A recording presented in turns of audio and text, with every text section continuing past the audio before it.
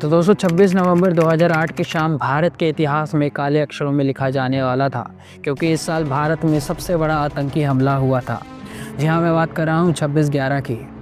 इस आतंकी हमले ने भारत के आने वाले जनरेशन के मन में डर, गुस्सा और कई सवाल उठाए थे। ये हमला अचानक नहीं हुआ था, बल्कि इसके पीछे कई महीनों की प्लानिंग, ट्रेनिंग और कई इंटरनेशनल टेररिस्ट नेटवर्क जुड़े हुए थे। इस हमले की जड़ें पाकिस्तान में मौजूद आतंकी संगठन लश्कर-ए-तैयबा से जुड़े हुए थे, जिसके मास्टरमाइंड था हाफिज सईद और ऑपरेशनल प्लानर था ज़की-उर-रहमान लखवी। 2008 की शुरुआत में लश्कर ने भारत के सबसे बड़े शहरों में समुद्र के रास्ते सबसे बड़े आतंकी हमले की योजना बनाई। डेविड कोलमैन हेडली, जिसका असली नाम दाऊद गिलानी था, जो अमेरिकी पाकिस्तानी नागरिक था, उसने 2006 और 2008 के बीच कई बार मुंबई का दौरा किया, जिसमें उसने कई बार Taj hotel, Oberoi Trident, Nariman house, CST station का जांच किया, वीडियो भी बनाया और नक्शे भी बनाए, जिसकी पूरी जानकारी उसने पाकिस्तान में बैठे लश्कर के हैंडलर्स को दे दी। इस प्लान को कामयाब करने के लिए उन्होंने 10 आतंकवादियों को चुना, जिनमें से 3 के नाम थे अजमल, अमीर कसाब, इस्माइल खान और अबू अली। इन सभी आतंकवादियों को पाकिस्तान के मुजफ्फराबाद और मुरीदके की आतंकी ट्रेनिंग कैंपों में हथियार चलाने, बंदूक बनाने और ग्रेनेड फेंकने से लेकर शहरी इलाकों में लड़ाई करने की ट्रेनिंग दी गई थी। और आखिरकार 2008 में इन्हें आखिरी ब्रीफिंग दी गई, जिसमें साफ कहा गया कि हमला लाइव होगा, जितना हो सके मीडिया का ध्यान खींचना होगा और ज़्यादा से ज़्यादा लोगों के अंदर डर फैलाना है। 21 नवंबर 2008 को ये आतंकी कराची से एक छोटी सी जहाज़ में निकले। बाद में इन्होंने भारतीय सीमा में घुसकर एक छोटे से मछुआरे की नाव को हाईजैक कर बदल लिया। इस दौरान नाव में जितने भी मछुआरे थे उनकी हत्या कर दी गई, लेकिन सिर्फ कप्तान अमर सिंह सोलंकी को जिंदा रखा गया, ताकि भारतीय सीमा में बिना किसी रोक टोक के घुसा जा सके, लेकिन बाद में उसकी भी हत्या कर दी गई। 26 नवंबर 2008 की शाम 4 बजे ये मुंबई के समुद्री तट पर पहुंचे, जहां से ये लोग प्लान किए गए जगहों पर फैल गए। शाम लगभग 8 बजे हमले की पहली सबसे बड़ी आवाज़ गूंजी छत्रपति शिवाजी टर्मिनल यानी सीएसटी रेलवे स्टेशन पर, जहां अजमल कसाब और इस्माइल खान ने AK-47 से अंधाधुंध फायरिंग करना शुरू कर दिया। लोग जो रोज़ की तरह अपने घर की तरफ लौट रहे थे, इससे पहले कि वो कुछ समझ पाते, वो गोलियों का शिकार बन चुके थे।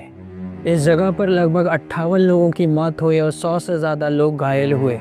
इसके बाद ये दोनों आतंकी कामा हॉस्पिटल की तरफ बढ़े, जहां इन्होंने और लोगों को गोली मारी। एक पुलिस जीप को भी हाईजैक किया, जिसमें एक वरिष्ठ पुलिस अधिकारी हेमंत खरके, अशोक कामटे और विजय सालोस्कर मौजूद था। जीप में आतंकवादियों और पुलिस के बीच बड़ी मुठभेड़ हुई, जिसमें ये तीनों वरिष्ठ पुलिस अधिकारी शहीद हो गए।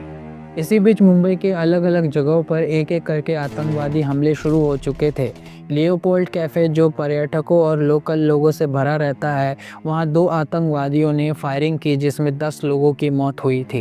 ताजमहल पैलेस होटल, जो भारत की शान मानी जाती है, वहां पर 4 आतंकवादी घुसे, जिन्होंने वहां पर मौजूद मेहमानों और स्टाफ को बंधक बना लिया। होटल को आग लगा दिया गया और धमाके किए गए और लोगों को कमरे में छुपे रहने पर मजबूर कर दिया गया।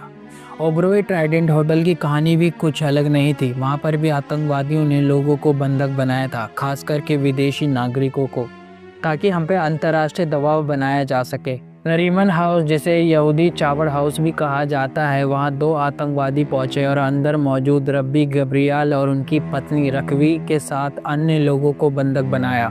बाद में इन सभी की दर्दनाक हत्या कर दी गई। इन सभी जगहों पर हमला एक साथ इसलिए किया गया ताकि सुरक्षा बलों को डिस्ट्रैक्ट कर सके और रिस्पॉन्स थोड़ा धीमा हो जाए।